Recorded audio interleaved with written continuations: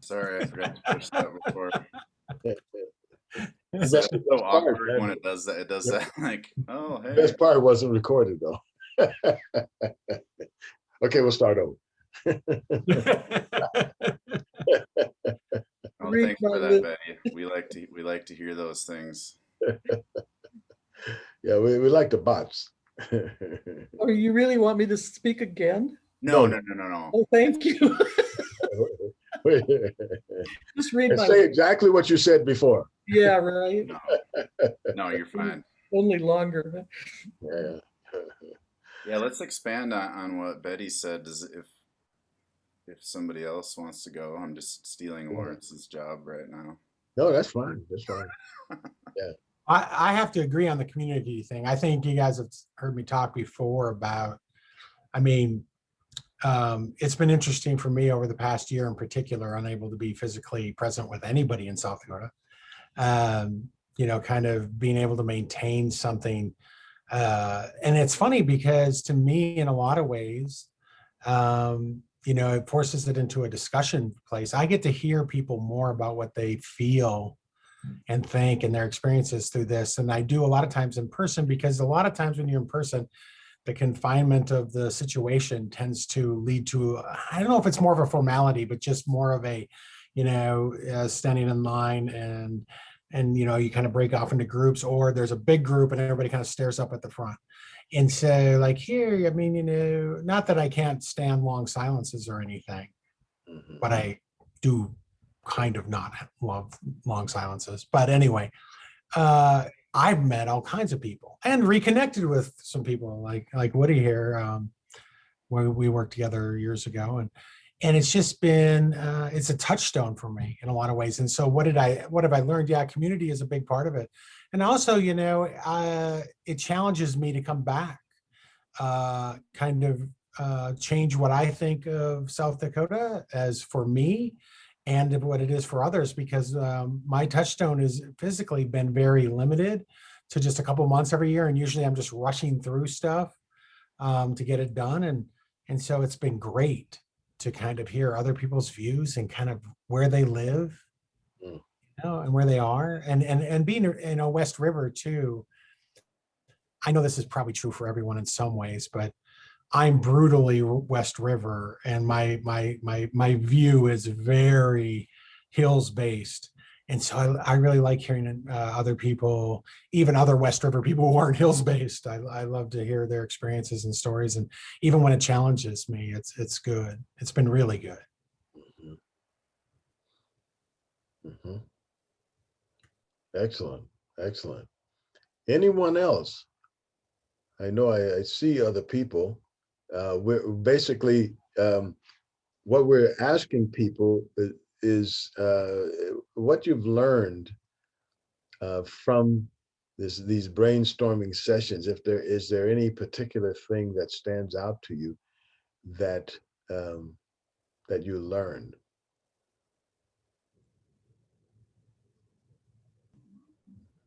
While you're thinking about that, one of the reasons to ask that question is, one, to get some idea of what kind of things stick, and getting to what kind of things could we provide going forward.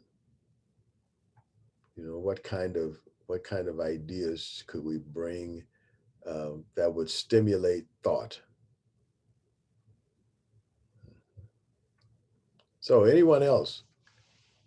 Anything that you've learned while you're attending these sessions?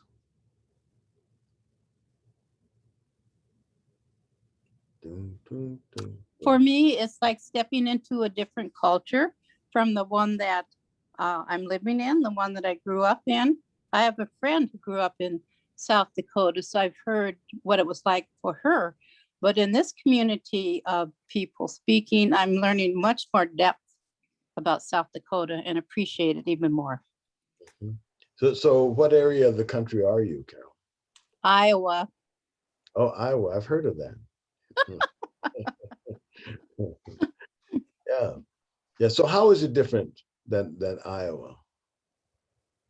Well, I live in a farming community, and farming in South Dakota is much different. It's not a corn state, of course, and you're more of a tourist state where Iowa isn't.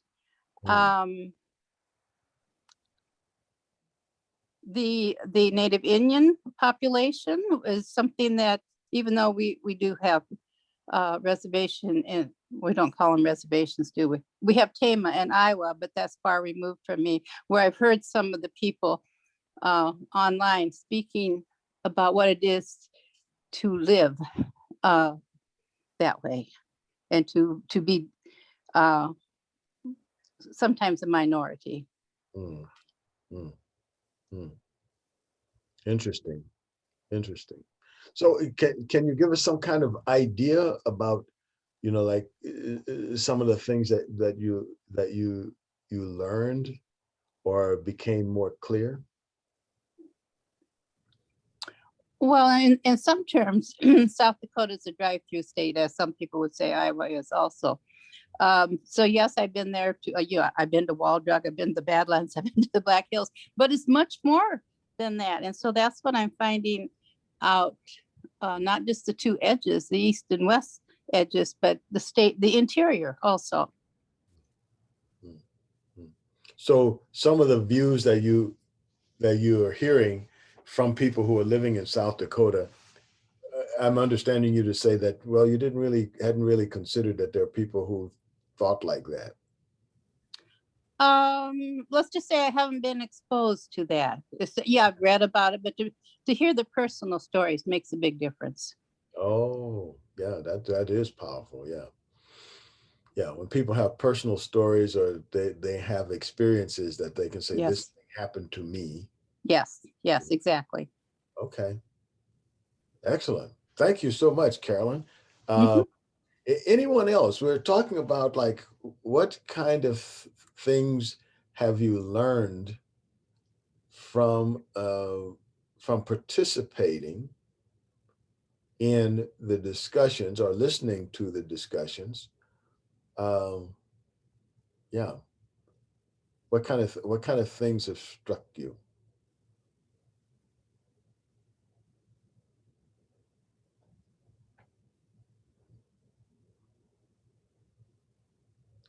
Well, while you're thinking about that, I hope that wasn't too fast, but I was trying to give you time to think about it. But while you're thinking about that, um, let's look at another question that kind of addresses where we're at this moment. So a lot of times there are people who, you feel like, well, those people probably have something to say, but they don't say it. And so to me, since this is really an effort that was started to create a platform where people can wrestle with ideas without the feeling like you have to wrestle with each other, and that's a tricky thing to do because most of us we can have our ideas like, like there are us. Okay.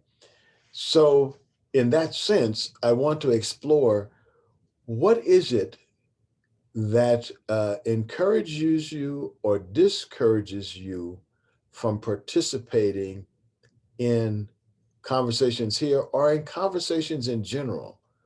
What are the kind of things that encourage or discourage you from participating in a conversation?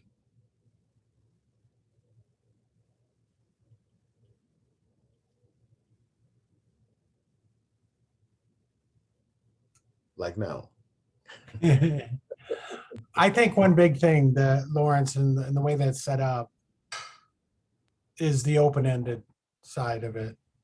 I mean, and I know it's designed that way, but that's good because you don't have to have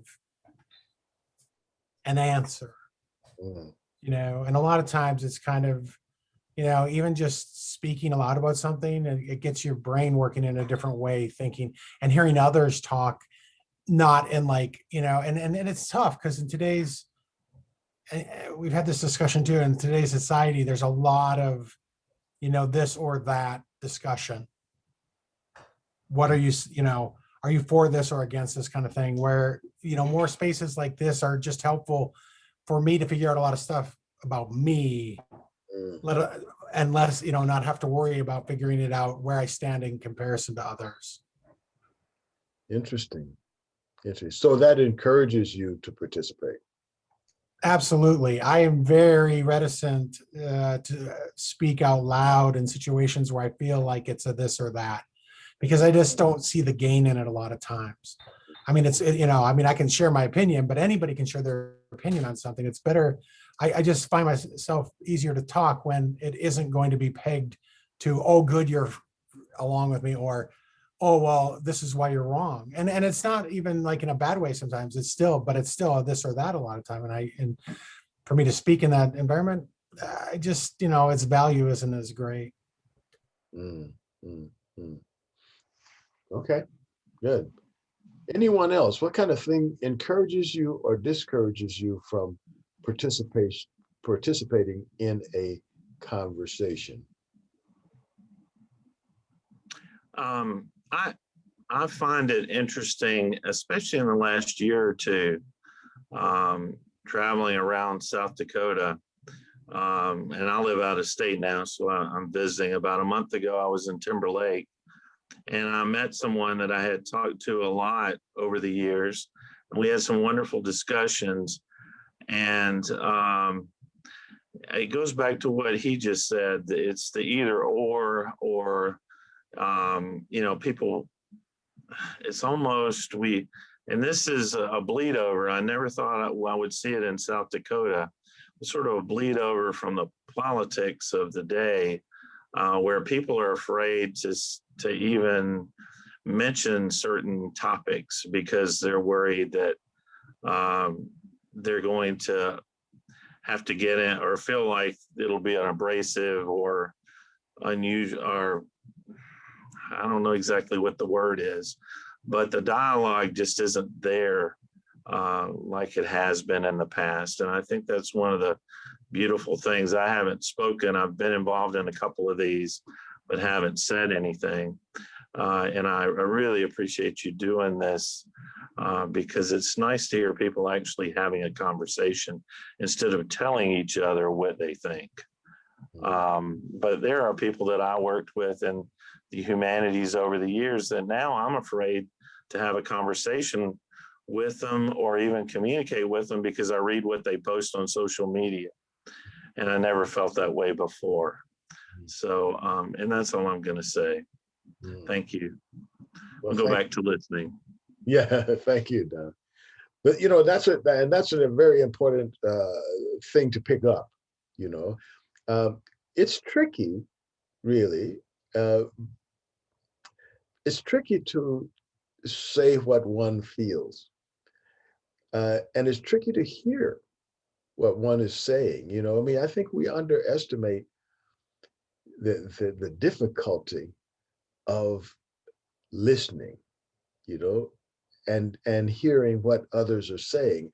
And I think it's noteworthy to point out that we have public speaking classes, but no public listening classes, or very few, And so it's not going to be in our DNA to know that, So we get focused on how can I say more clearly what I think, but we don't really have a lot of let's say, guided education and how can I hear more clearly what others are saying? How do I get under that?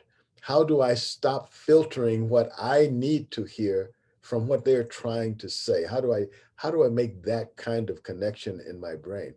I don't think a lot of people have that.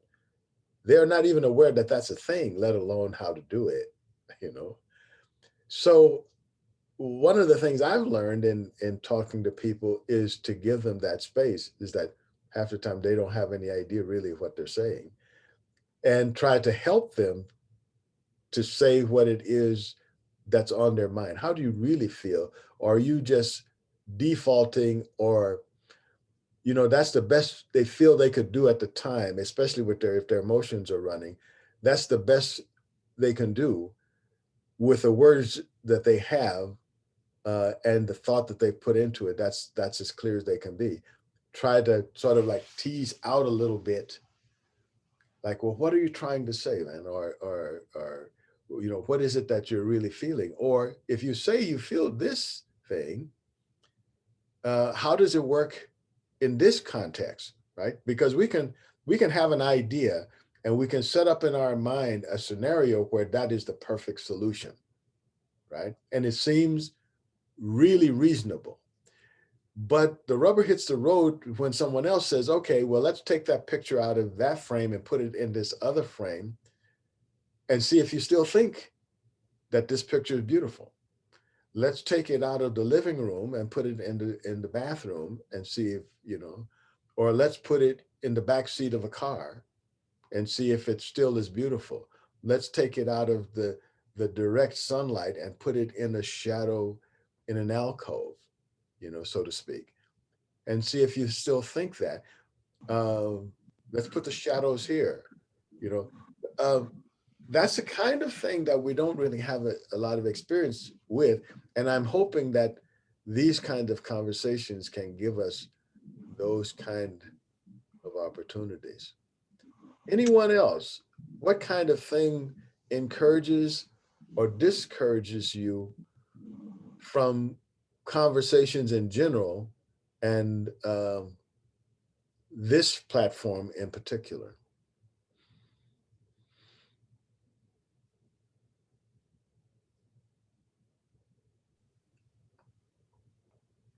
Hi, How about this? Lawrence. Hi, Oh, folks. hey, no, go ahead. If somebody else wants to talk, that's fine. I I enjoy listening mainly, and I kind of, and I apologize for not showing my face because you know why? I don't have my teeth in again, but I hope you can understand me. Mhm. I I like to listen and I like to reflect on, what other folks are saying, and it really has made me think a lot about the things that I've held in my culture that I've held to be truth, and so sometimes it affirms it, and sometimes it really makes me think, hey, I have to think a little bit differently about doing something or saying something, explaining something, because I assume that other folks know what I'm talking about, and so it makes you think about how you should explain things so that people can understand you. And I know that it was successful for me to be a part of this, even though my face isn't on there a lot, but um, because I felt sad or bad when I didn't make it one week. And I missed quite a few weeks too, but because of other commitments. But I know that if I start missing something, then I know that it has been something positive in my life that I've enjoyed or appreciated. So that's why I continue to listen in each week, even though it is early for me because I'm a night owl. I work late into the night, and so in the mornings I have to make myself get up. But that's good too. That's something that I should be doing too. And I did it all my life that I worked at Black Hill State, and I got up early, 5:30 in the morning every morning, and now I told myself when I retired, when I redirected my life, I was going to sleep in. So I've been doing a lot of that, but um, nevertheless, I appreciate the words of people and listening to their perspectives, and it has made me think more, and that's what I think I need to be doing because we need to keep us elders minds working and our brains working, because it's we I think we still have things to share with other folks, and I hope I can continue to do that as long as I can keep thinking. Yeah, So that's all I have to say. yeah. Well, just so you know, you can use your night name when you come on, you know. I'm laughing. Even if it, even if it's early in the morning, just use your night name and don't worry about the teeth, just come as you are. Thank you. I appreciate that. Good. Anyone else, some kind of feedback for like what encourages you or discourages you from participating in a conversation in general and in this platform in particular?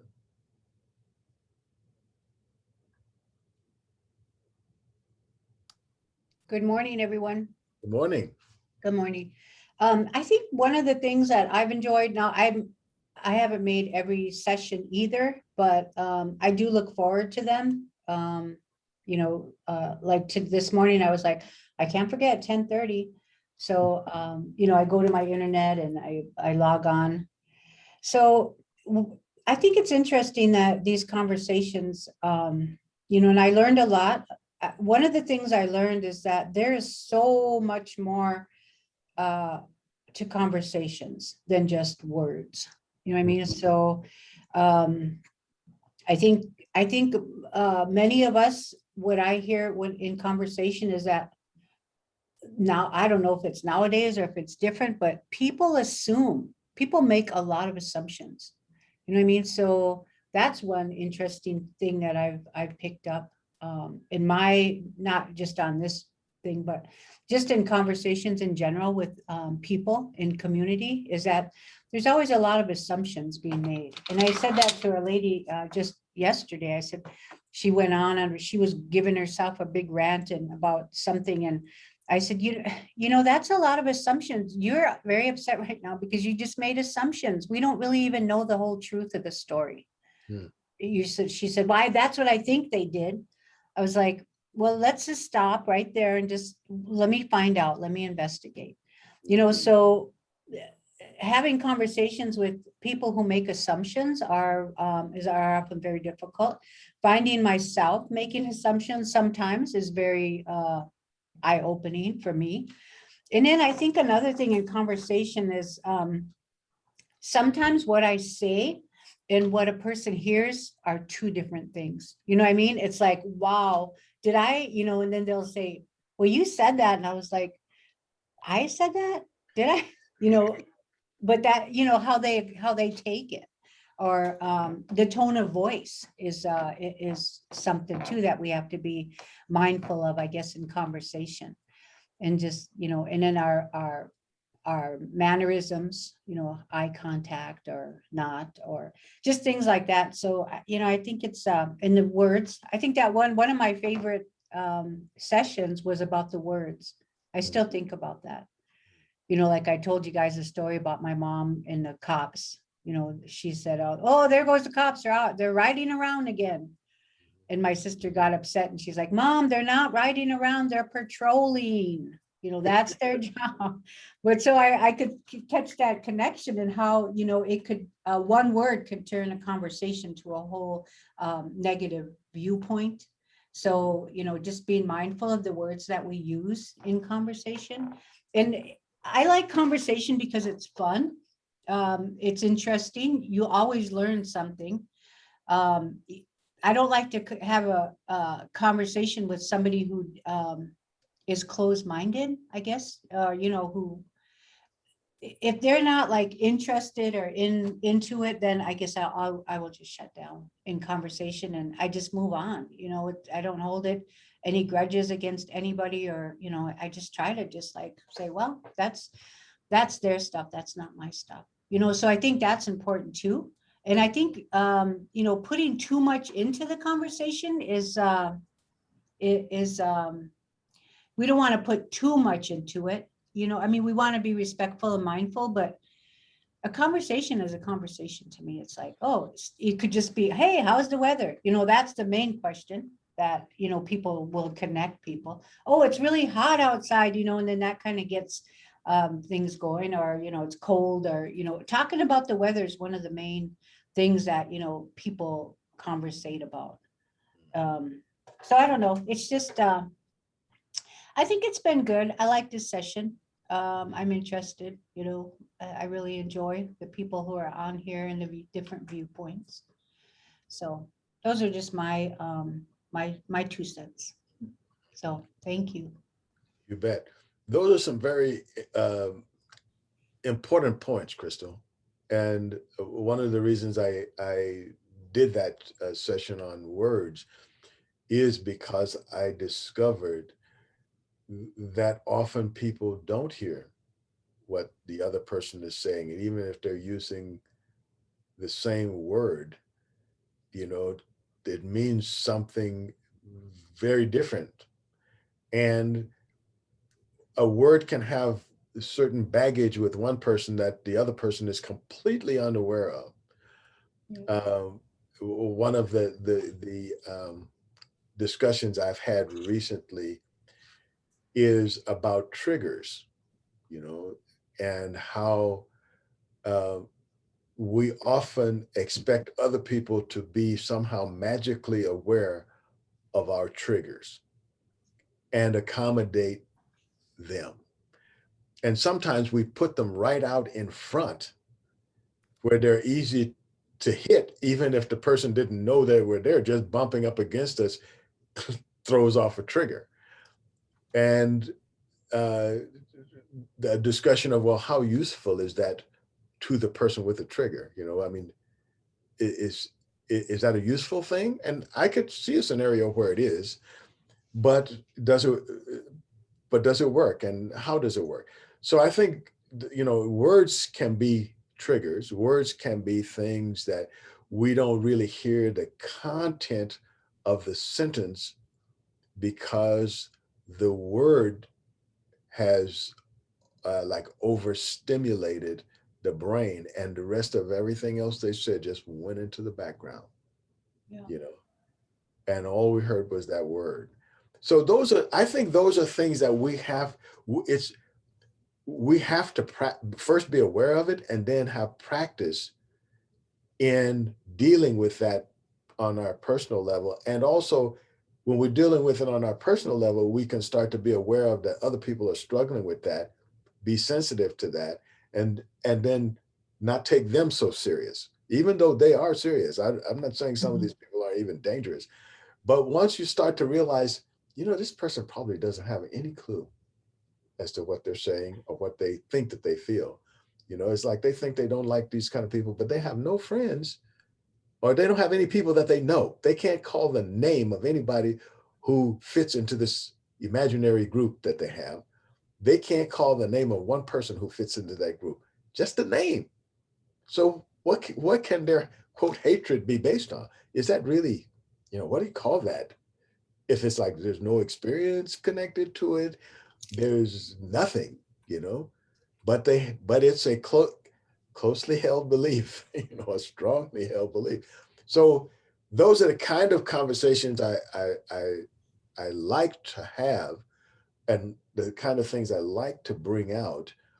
But in order for it to make sense, I think we have to have the discussions. We have to have a place where people feel safe to challenge something that they heard, and not maybe have it be so sensitive that you can't explore an idea. Yeah, I agree. That's one of the biggest things, challenges that I have in the work that I do is bringing those conversations to the table. And then I deal with sensitive people a lot of the time. And, like in the work that I do in community, and it can get very ugly, it can get very ugly. So it's just being able to, for myself, being able to ground myself and just, again, just say, that's their stuff. It's not my stuff. That's their things that they have to deal with, and because like I said, if you say one thing and then they get very angry about certain things. So I love that conversation part of it. Just being able to sometimes just walk away. We had an LGBTQ conference one day session last week. And that was a very sensitive topic for people to discuss, you know, and there's a lot of, it was very emotional. And I think everybody there really learned something about themselves when you talk about these issues, because everything is so interconnected in our lives that in conversation, we don't really, you know, sometimes it comes out and sometimes it doesn't. And sometimes people might want to just not say anything just for the sake of looking like they're prejudiced or they're, you know, have all their racial or whatever biases that they have. So, and like you said, some people will just say it and they don't even realize they're saying it. So that safe place, I think we had a conversation about having a safe place too for these conversations, just like this place. But I think there's just, what opened my eyes to this whole conversation is just being mindful, I guess, of people, being mindful and just, you know, not letting anyone, any discouragements I get from people, I just have to, you know, smudge myself up, and then I just try to go on and I don't try to like ruminate on it or say, oh geez, what if they said this to me, and I keep thinking, you know, I don't want to keep thinking about it all day long, because what good does it do us, you know? And I think that's a big part of it.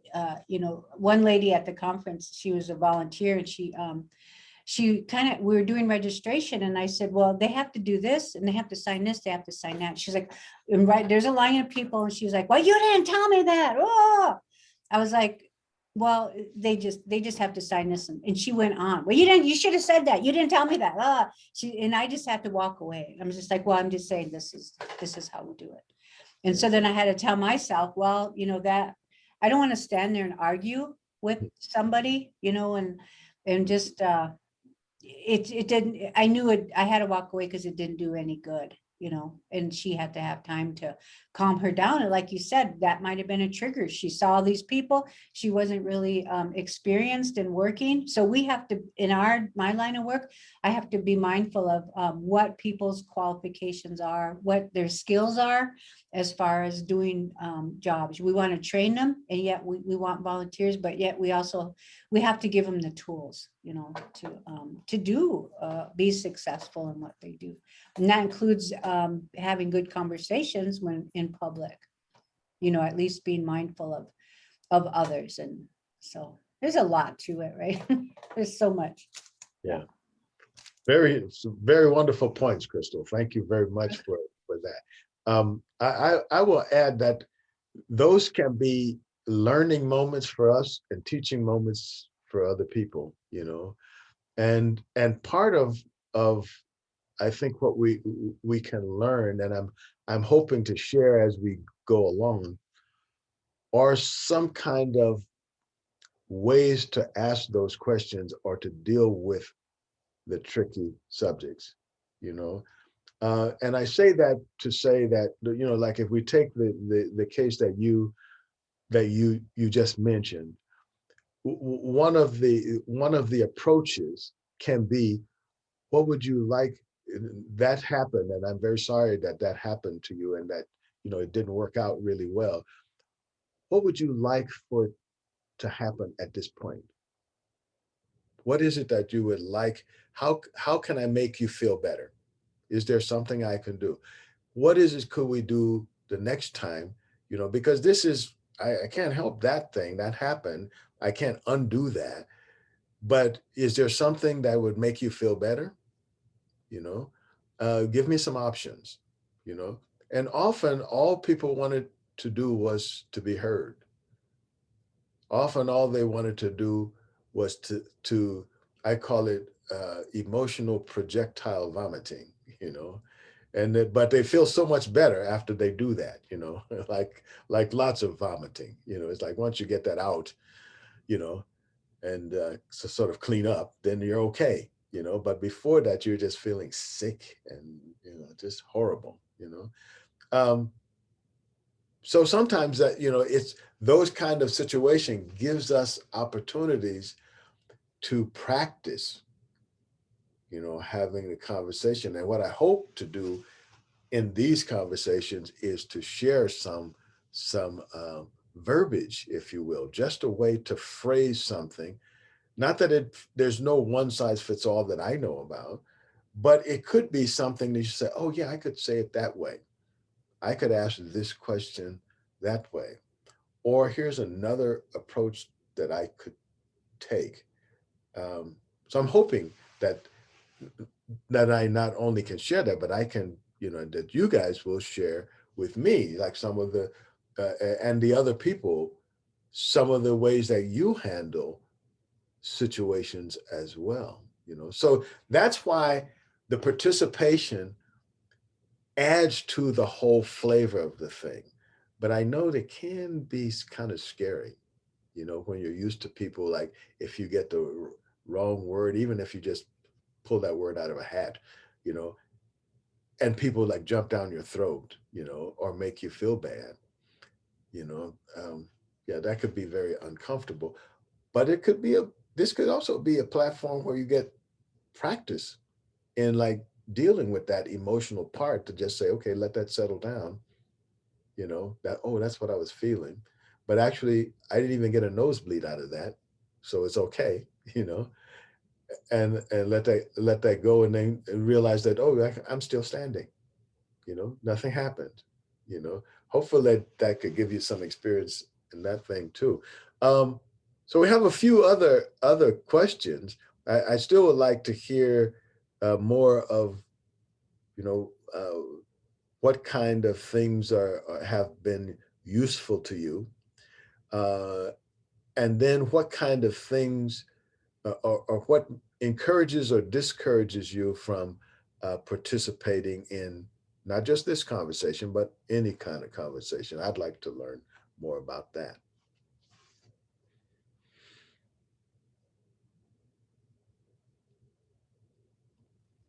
One other thing I would jump into with, and this is related, would be, are there any conversations specifically that we've had on here that have really resonated with you? I know Crystal mentioned one, because we're always looking for those types of things that the people really engage with. Just things that really resonate, or things that you just found yourself, oh, I want to talk about this more after the session ended, if that might spur some ideas too. And that helps us plan also. So Mhm. Yeah, thanks for that, Ryan. Yeah, um, anything that you think we can bring to it, subjects to that you might like to cover, or things to, that we can have a discussion about. Um, yeah, topics that you like to see more of.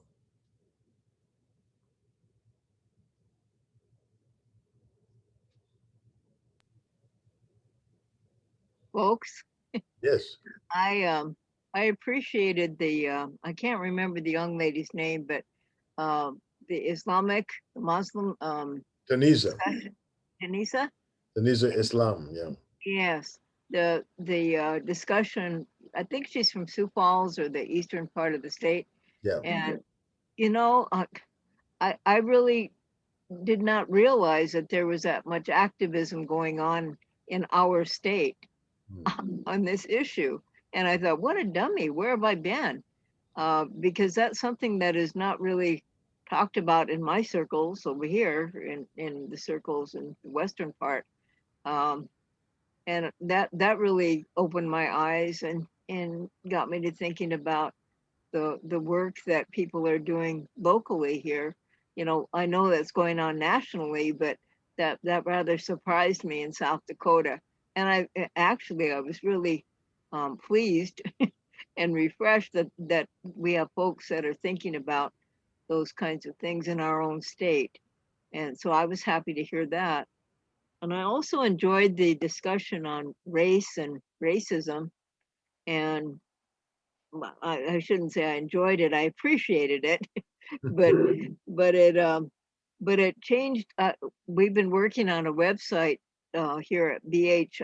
I volunteer at BH every now and again to do different things, but I had developed a little discussion on the medicine wheel, and for our sustainable our garden that's in the on the grounds, and also our native plant area on sustainability to talk about the diversity of plants in the state.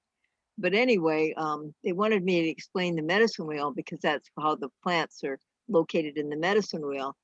And I had always said that, you know, the four colors represent in more modern times represent the four races of mankind. But after listening to our discussion that day, I switched it up and I put the diversity of nations instead. And it says the same thing really, but it says it, I think, in a better way.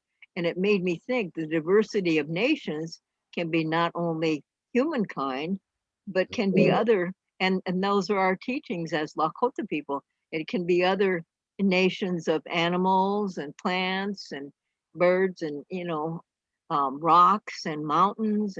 And so that opened it much bigger than I thought, the four races of mankind. So I thank you for that discussion that day, because it helped me to rethink our wordage on our website.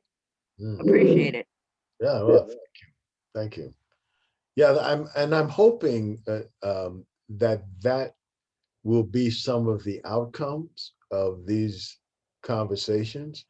It gives us different perspectives that we're not aware of, meet different people, and especially what you're saying about Tunisia Islam and the work that she's doing. I find that that's really important to bring those people into the mix, because there are people out there who are doing things, but they are all often doing the things in isolation. They have some of the same issues, they have some of the same points of view, but they don't often speak up because they don't want to be the first one to say they saw the spaceship. You know, it's one of those kind of things where it's like, I don't know that I have support for that. But then when you start coalescing, when you start realizing that that thought that you had, that's not so far out. You may not hear other people around you saying it, but you can move 100 miles east, north, west, or south, and suddenly you feel like that's normal. You know, that kind of conversation and what you're thinking, yeah, it's normal over here, you know, but maybe not so much where you're, you know, in other circles. A good example of that is when I was growing up as a kid, I always felt isolated from my parents' religious conversation. I always felt like, I don't even know what these people are talking about. And the ideas that I had were so different than the ideas that they and my family and people around me had. And then I by chance went to something with some of my running buddies, where their grandmas and grandpas were sitting around talking, and wow, that sounds like the same thing that I was thinking about. And then I started talking to them, and they looked at me like, yeah, of course that's the way it is. Yeah, that makes perfect sense. You know, you know. Uh, so all I had to do is switch communities, and then the old people there thought that the things that I was thinking was normal. Whereas in my neighborhood, people thought, well, you better get this guy some medicine, because you know, he's really off the rocker. He's off the chain, you know.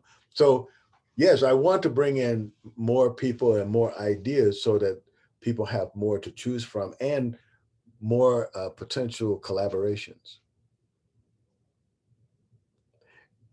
Any other kind of ideas of things that we might be able to do or bring to you?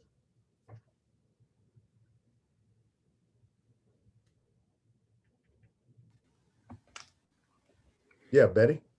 I think, excuse me, if you haven't already put this on the plan, that it would be valuable to revisit, if not the same people, such as Tunisia Islam, but the same topic, perhaps with another face or two, because there's really so much room for discussion and to broaden our outlook. I mean, we have a diversity coalition in Aberdeen, and that's where I first met her, was through that organization. And so we do have to share our resources around, because Aberdeen being the third largest city in the state, we still are a small town and we don't have everything right in front of us. So just a lot of these things you could do a rerun and it would be valuable.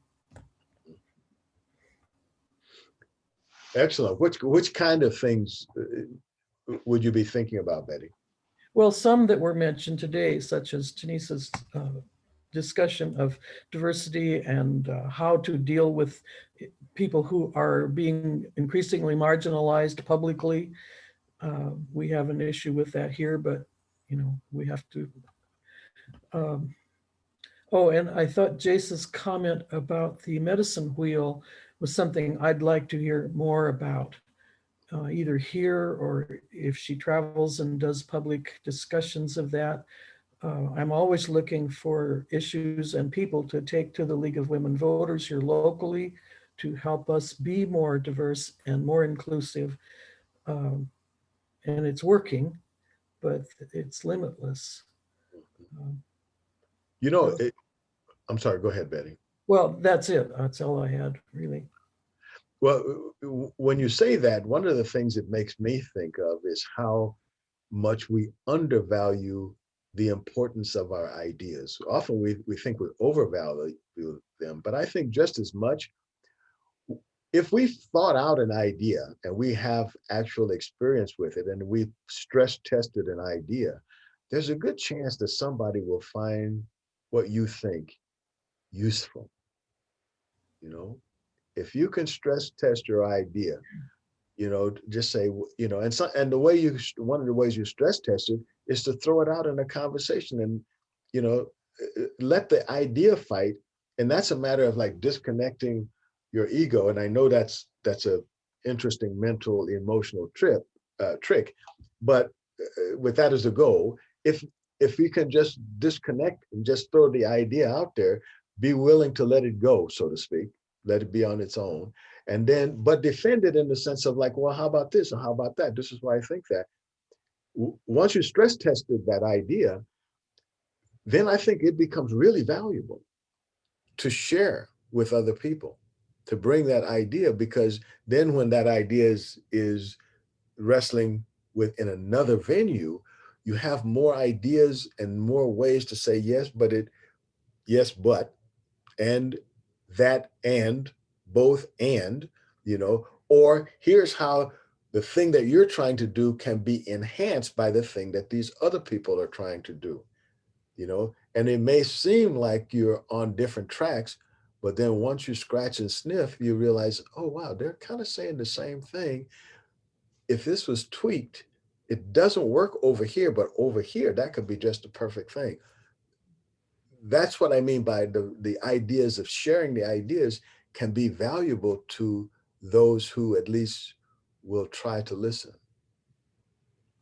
At least I've gained a lot from when people are sharing their ideas. You're reminding me, Lawrence, of some marvelous things that have occurred in the last year because of the speakers who've spoken to the League ladies, some in person, some on Zoom. Suddenly we become each other's allies, we collaborate, and we join each other's group. We had a woman from the presentation, one of the nuns who's a well-known activist around the country as well as locally, and she spoke to us.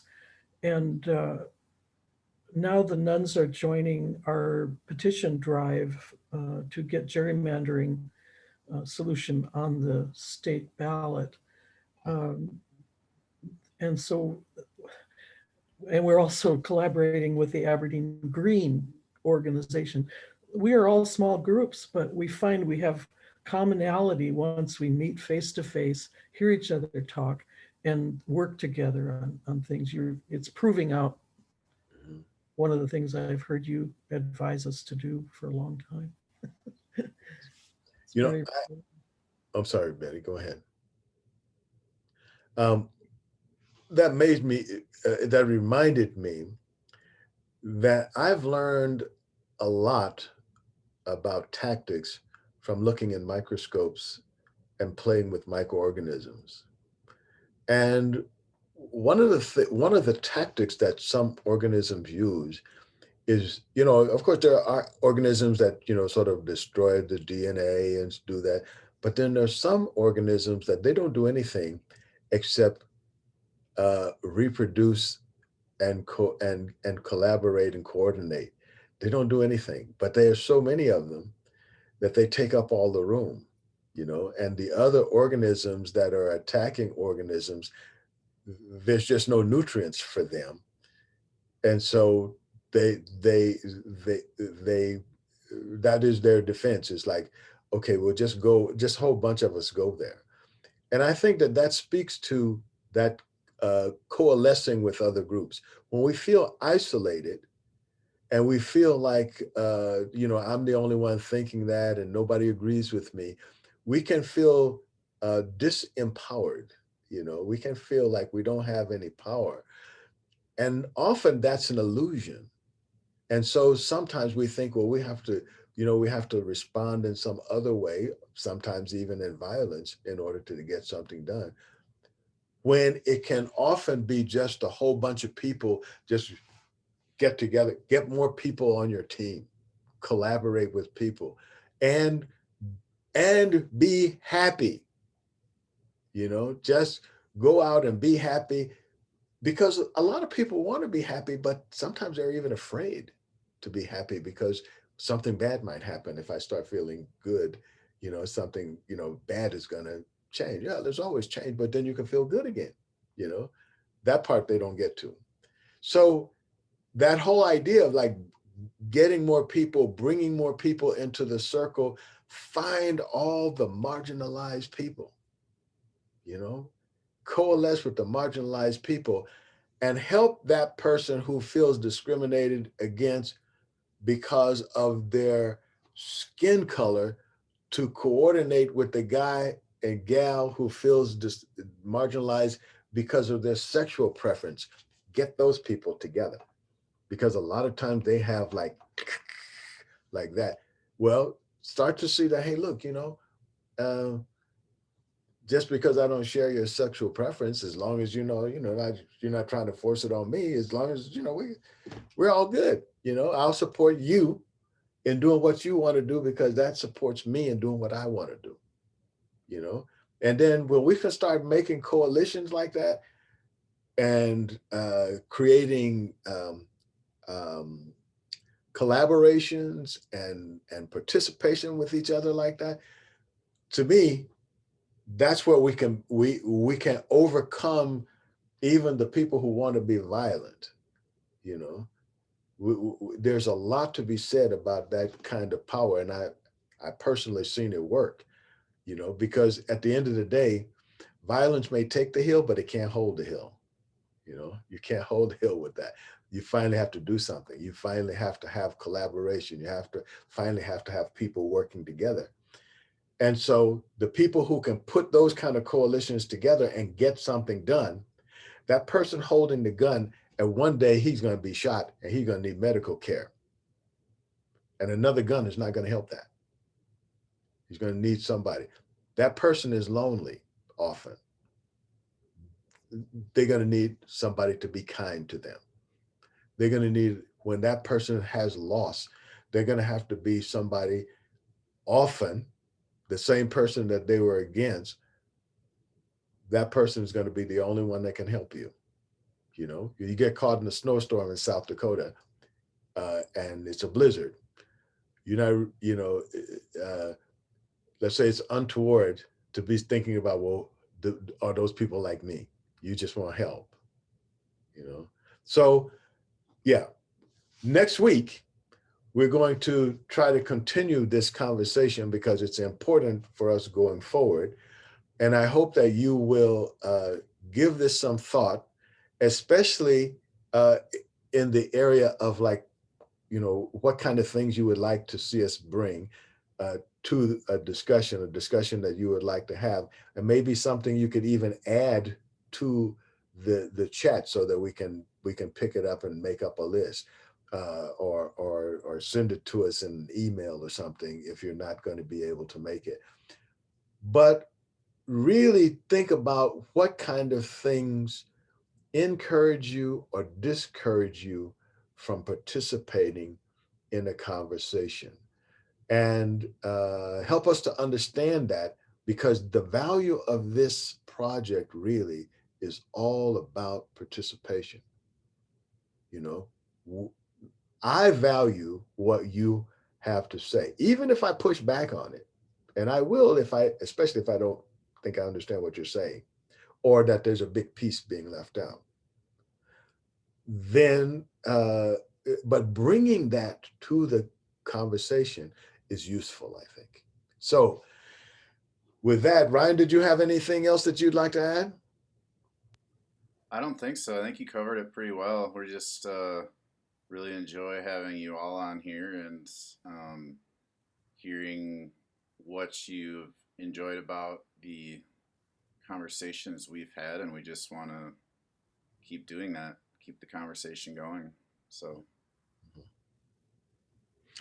Bon d'accord. We'll see you all next week, same time, same station, and peace be unto you. bye, And everybody. also with you. Thank you. I hope I'm here next week. Thanks, folks. Thank you. Appreciate you all. Yeah.